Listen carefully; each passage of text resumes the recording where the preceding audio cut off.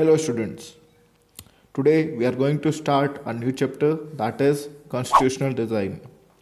In this chapter, we will cover three topics that is, why do we need constitution, making of Indian constitution, and guiding values of Indian constitution. So, as per the COVID 19, initial topic like the part of South African apartheid has been removed. So, now we will just cover 2.2, 2.3, and 2.4 of part of this chapter. Now, what is constitution?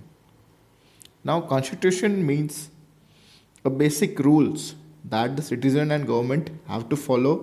Okay एक rules and regulations जो कि follow करते हैं सरकार और लोगों के द्वारा, उसे बोला जाता है कॉन्स्टिट्यूशन. देखो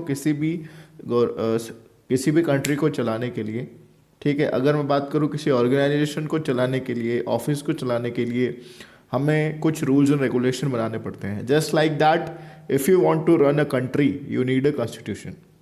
Simple, what is constitution? Constitution is a basic rules for citizen and government.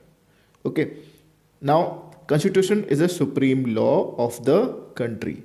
So, as per what they have to live their life, citizen as well as government, by what laws they have to perform their duties.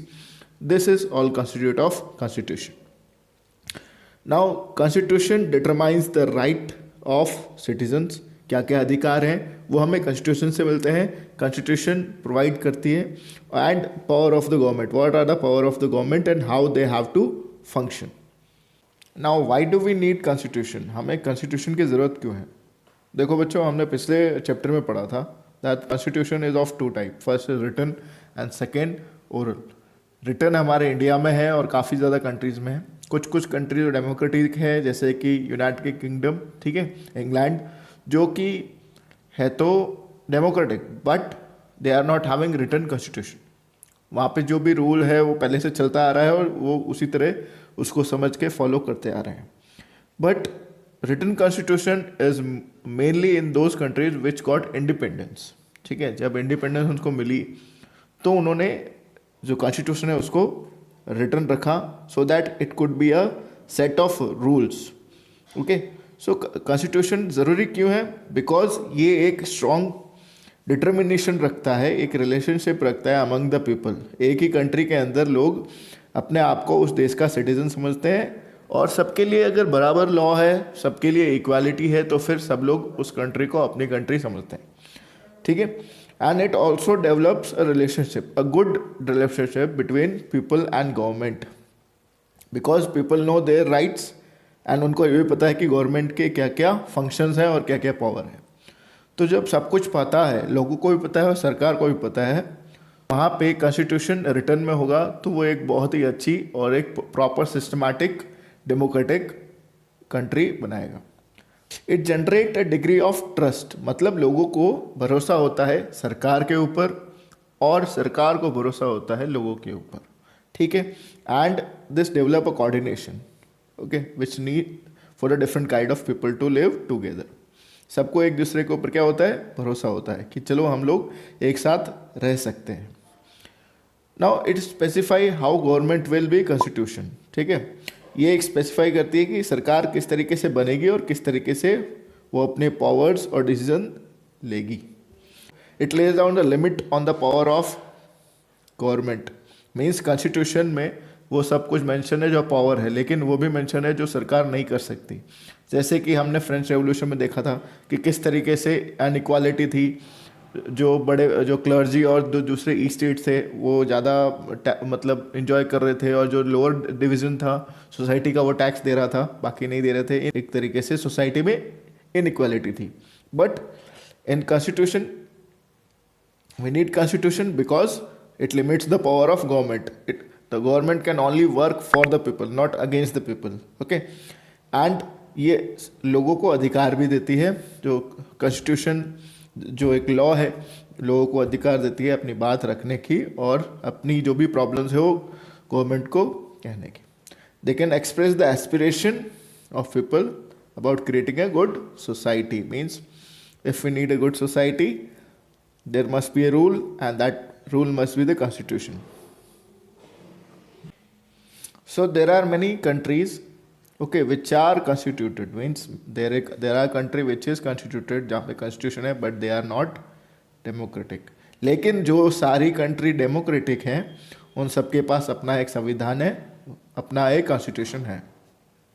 Now written constitution का system कब start हुआ? देखो, after the war of independence, ठीक है, against great Britain, Britain के साथ America ने लड़ाई लड़ी थी, और फ्रेंच रेवोल्यूशन में हमने देखा था कि फ्रांस ने भी साथ दिया था. ठीक है, तो वो वहीं से मैं आपको कनेक्ट करता हूँ. वॉर हुई इंडिपेंडेंस की, अमेरिकन्स को इंडिपेंडेंस चाहिए ग्रेट ब्रिटेन से. जैसे ही इंडिपेंडेंस मिली, what they did, they make a constitution, उन्होंने एक कॉन्स्टिट्यूशन बना दिया. वैसा ही सेकेंड रेवोल्यूशन हुआ, फ्रेंच रेवोल्यूशन. हिस्ट्री का हमने फर्स्ट चैप्टर पढ़ा था. तो इन्होंने, जो वहाँ के लोगों ने एक डेमोक्रेटिक कॉन्स्टिट्यूशन बना दिया जो सबके लिए इक्वल है. और उसके बाद में ये एक प्रैक्टिस बन गई कि कोई भी अगर डेमोक्रेटिक कंट्री बन रही है तो उसका एक रिटर्न कॉन्स्टिट्यूशन होगा. So after all this, every country draft its own constitution. सब लोग अपने हिसाब से, जो भी देश आज़ाद होता जा रहा था, वो धीरे धीरे अपने हिसाब से, अपने लोगों के हिसाब से अपना एक कॉन्स्टिट्यूशन तैयार कर रहा था. So the constitution of a nation is a set of written laws accepted. ये एक बहुत इंपॉर्टेंट टर्म है, accepted by the people living together in a country. ठीक है, कॉन्स्टिट्यूशन ऑफ नेशन क्या है? एक रिटन लॉ है, और वो एक्सेप्टेड है, लोगों ने एक्सेप्ट किया है, सारे ही लोगों ने, जो कि वहाँ पे उस कंट्री में एक साथ रह रहे हैं. अब इससे क्या होता है? It generates trust and coordination. ठीक है, रिटन कॉन्स्टिट्यूशन होने से लोगों में एक विश्वास होता है, और आपस में एक भाईचारा होता है, कोऑर्डिनेशन होता है, सब मिलजुल के रहते हैं. एंड इट स्पेसिफाइज कि how government should be constituted, means how government should be working. It lays down the limit on the power of the government. ठीक है, सरकार जो उनको पावर है उसके अंदर ही काम करेगी, उसके बाहर जाकर वो काम नहीं कर सकती है, लोगों के अगेंस्ट जाके काम नहीं कर सकती है. वहाँ की जो सत्ता, जो भी सिटीज़न है, उनकी डिमांड है एज अ सोशल काम करना है, as for the society government must be working. It aspires the aspiration of the people, creating a good society. So students, with this we have completed today's lecture.